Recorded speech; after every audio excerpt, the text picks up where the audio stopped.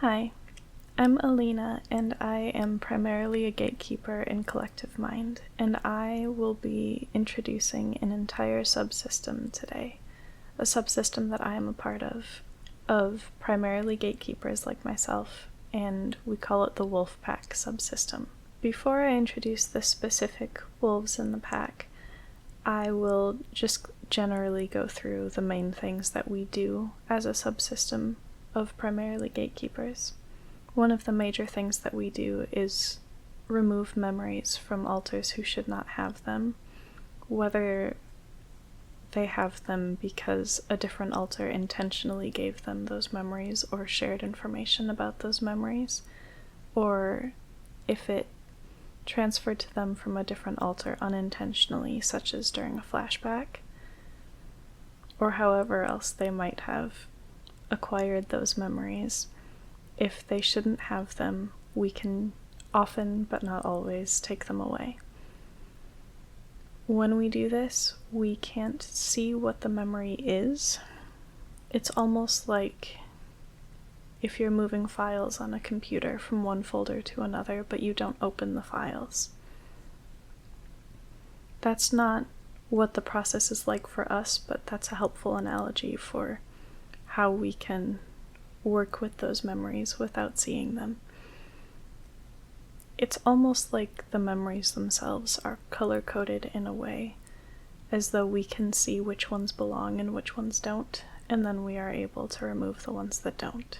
There's usually a limited window in which this is possible, because once someone has had those memories for long enough that they have started making connections between those memories and the memories they are supposed to have, it gets much, much more difficult to remove the memories that don't belong without complicating any of the existing memories that that alter should hold.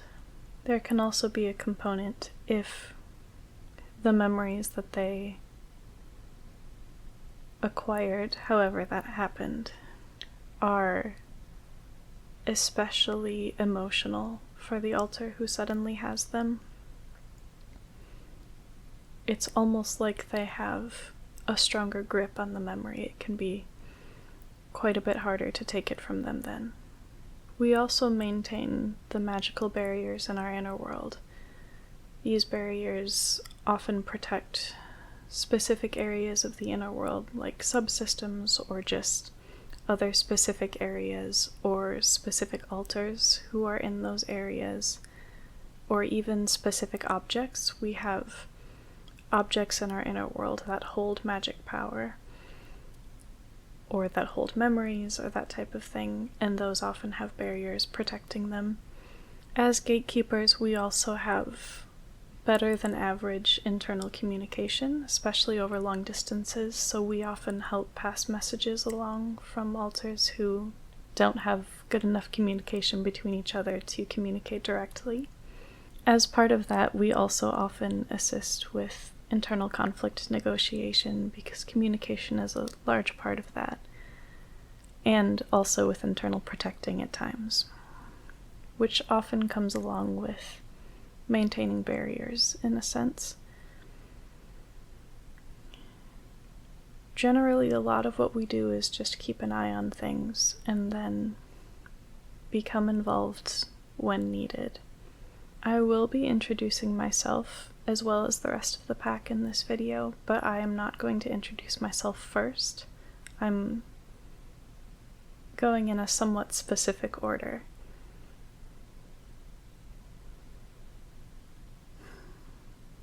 As you can see, I am also going to put names and pictures on the screen in addition to my name and picture and description, so that you have a better visualization of what the other members of the pack look like, and not just me. So the first one I'll introduce is Rex, and I'm starting with him because he is the alpha of our pack. He makes final decisions, although he takes our input very seriously.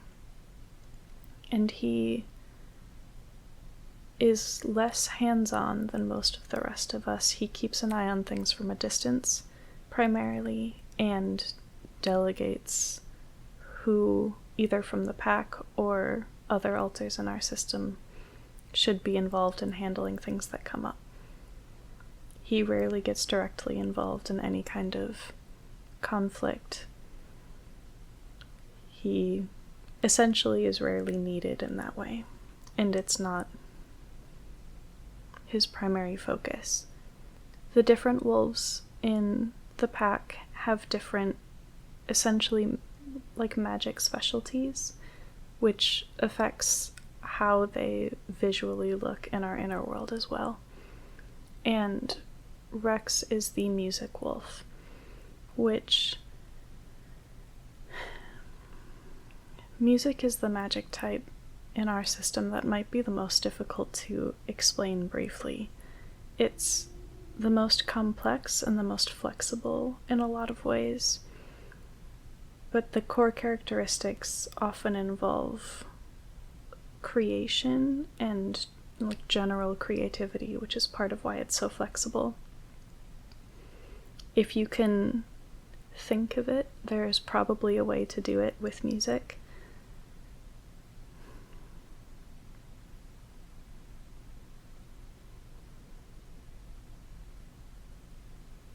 Using music in our system is also one of the easiest and most effective ways to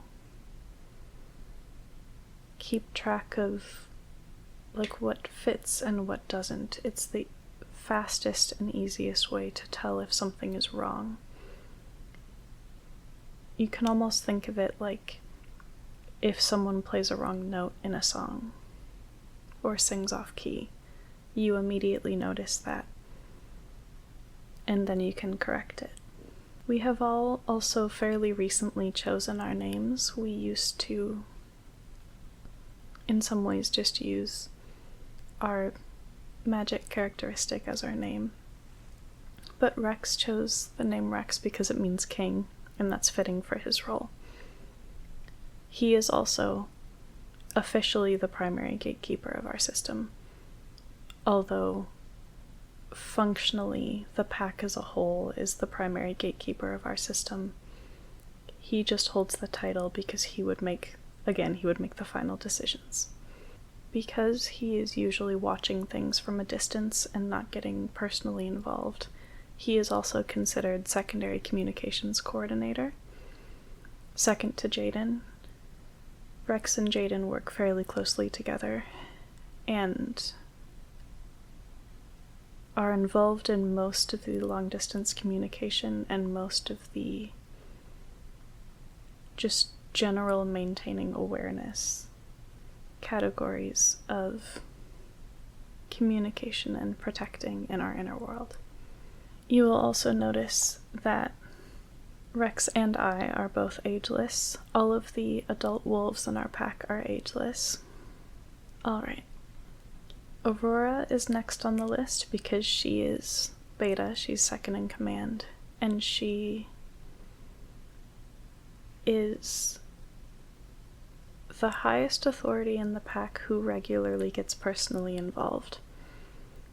So when Rex will delegate things to different members of the pack, it is often through Aurora, and she is the essentially highest ranking pack member who is likely to be sent on a mission, I suppose, to get personally involved in anything that's going on in our inner world. Aurora is the sky wolf of our pack. She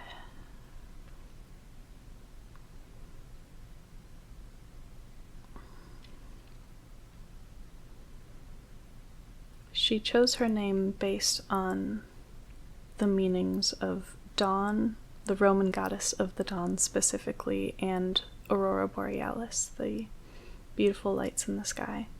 Aurora is also a mom, and her daughter is Sunshine, who is 3 years old, and she is Sunlight Wolf, and a little ball of sunshine, as you might imagine.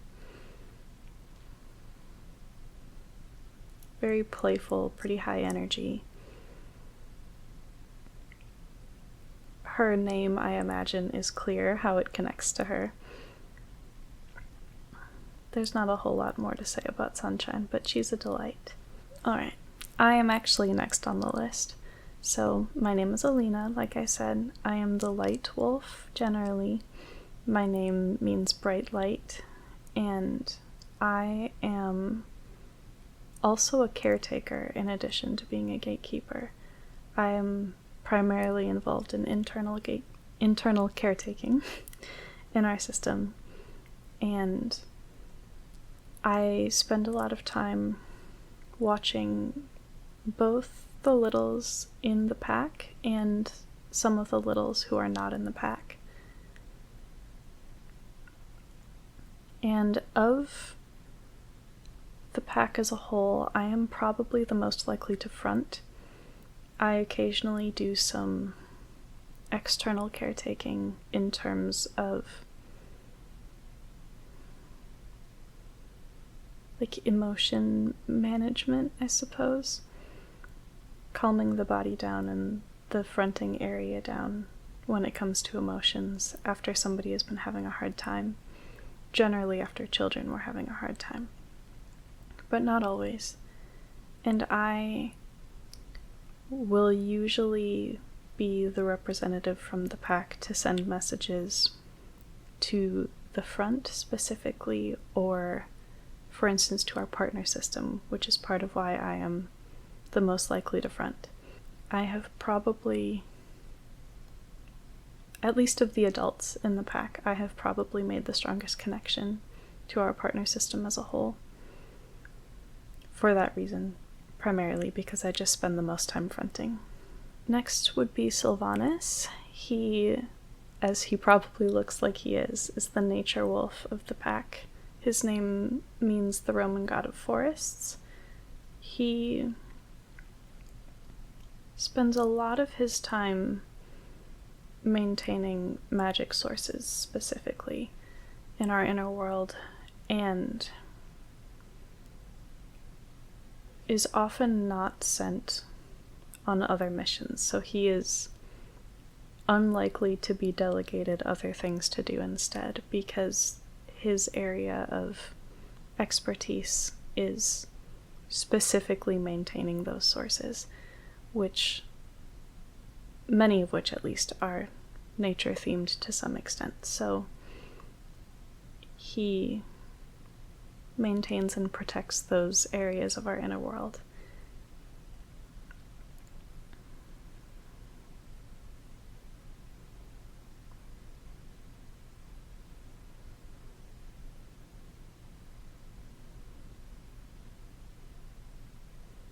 He's fairly reclusive. We don't hear from him as much as most of the rest of the pack.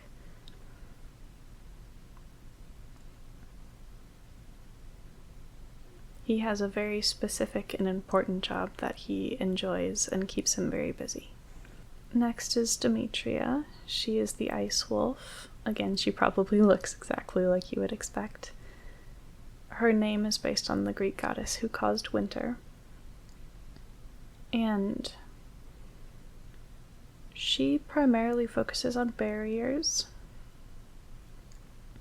And of the pack, probably works the most closely with Sylvanas, which is why I put them next to each other in the order. They still don't work that closely together, but she defends the barriers that surround the area Sylvanas tends to work. So of the rest of the pack, she would be the closest to him.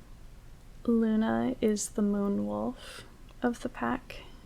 Her name literally means moon, and it was the only name that resonated with her, but she tried to find a different one, essentially, because Primal Pack, our partner system, also has an alter named Luna, which I think has been mentioned on our channel before, but it is occasionally confusing, but it was the only name that she resonated with, so she ended up going with it anyway. Luna spends a lot of time checking in on subsystems that are further from the main area of our inner world.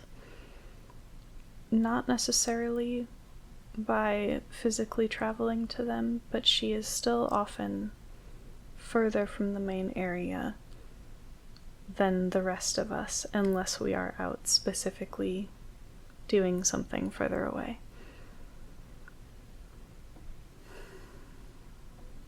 She still stays in contact. She is easily reached, but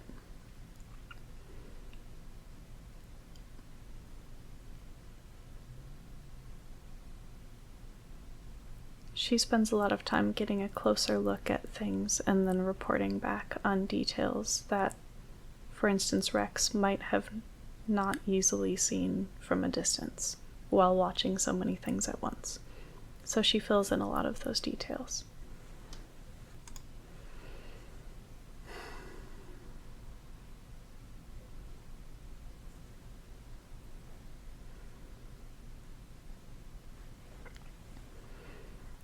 Kali is the firewolf of the pack.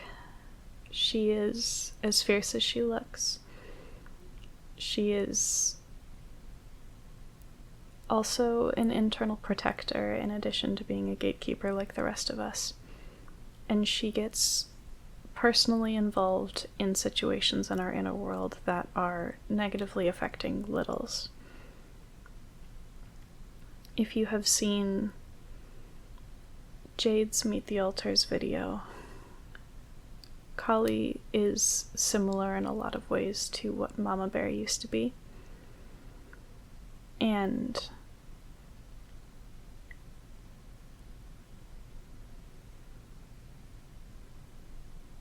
she is fiercely protective of littles, especially her children, who I will introduce next.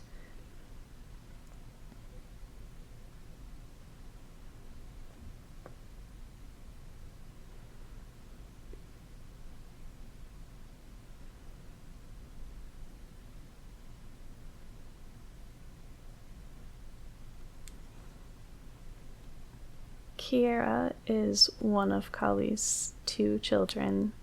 She is a dark or demon wolf, somewhere in there, and her name literally means dark. She is around 5 to 9. Her age isn't very stable, but it's within there.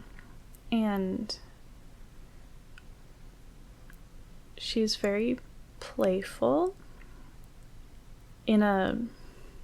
There's a mischievous side to her playfulness. Not quite as much as her brother, but still very noticeable. And they are both still learning how to use magic, which is part of why it's less clear exactly which terms we should use to label their magic type. But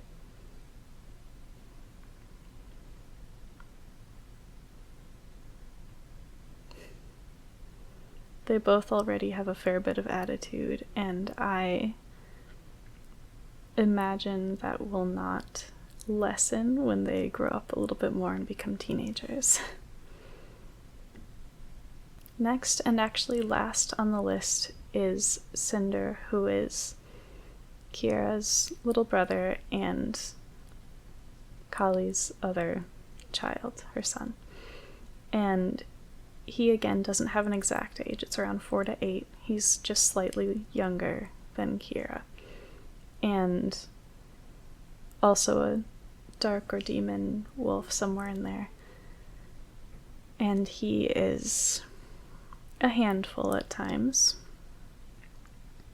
He very much enjoys learning how to use his magic, and occasionally does so in such a way that Sylvanas has to repair some damage to the forests afterwards, but thankfully he has some patience for the children. But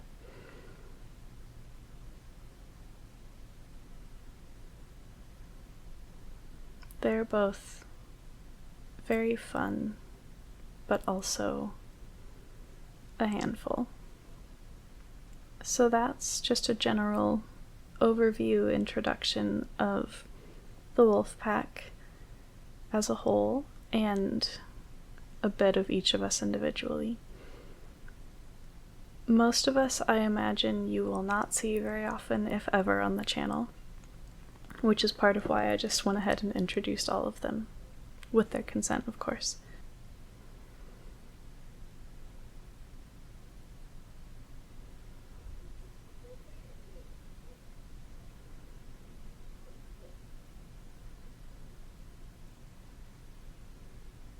Outside of my role, which somewhat more regularly involves coming to the front, most of us are more internally facing in what we do day to day, and are much less likely to come to the front unless there is something actively going on in our inner world near the front, in which case most, if not all of us, would still stay inside dealing with it from that end, and someone more like Jade or Jaden would be involved in the actual fronting part of that process.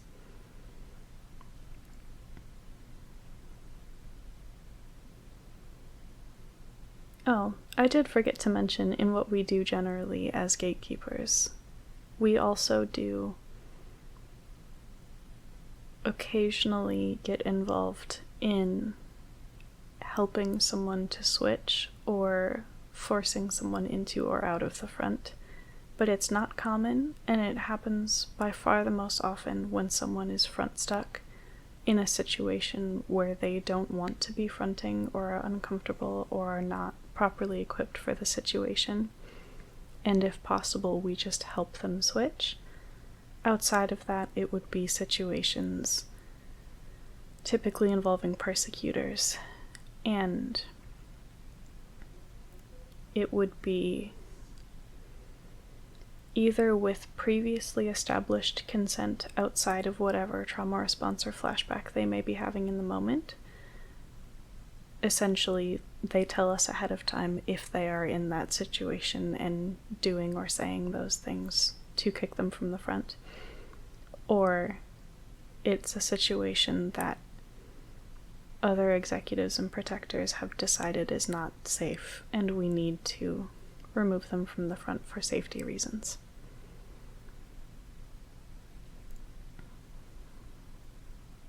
But again, we would not usually force ourselves into the front. We would usually help a protector force their way into the front. I hope you liked this video of the overview introduction of the subsystem. We are officially calling it a subsystem now, and not just wondering if it might meet those criteria. It's far enough into the gray area that it's helpful for us to think of it that way. If you did like the video, I hope you will click the like button and also subscribe and turn on notifications with the bell to make sure that you don't miss any of our future videos that you might also want to watch. Thank you so much to our patrons who are going to be on the screen, and we will put other videos and playlists on the screen as well that you can watch if they look interesting to you. And of course the link to Patreon and Discord and Etsy and all of those things are in the description as always. Thank you so much for watching. Bye!